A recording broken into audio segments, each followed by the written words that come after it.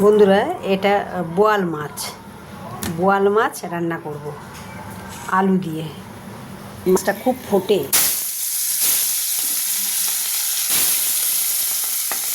ফেটে গেছে। এই যেটা হচ্ছে, আরও পেঁয়াজ আলুগুলো দিয়ে দেব।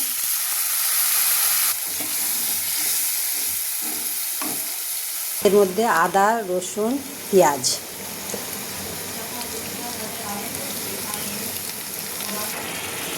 হলুদ গুঁড়ো, নুন,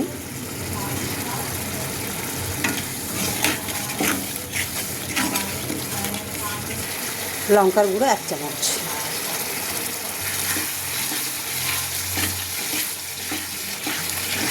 ভালো করে কষাতে হবে মশলাটা, কেন বোয়াল মাছ তো, বোয়াল মাছ এমনিতে একটু আষ্টে গন্ধ থাকে।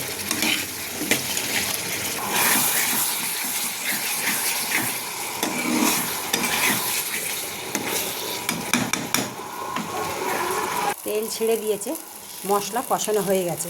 এখন আমি জল দিয়ে দেবো।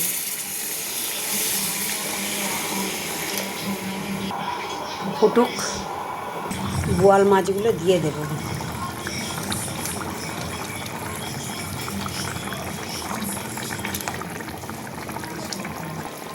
এবার ঢেকে দিই।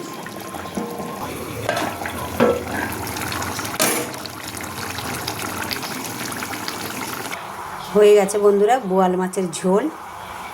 তা ভিডিওটা কেমন লাগলো কমেন্টে জানাবেন। ভিডিওটা দেখার জন্য ধন্যবাদ।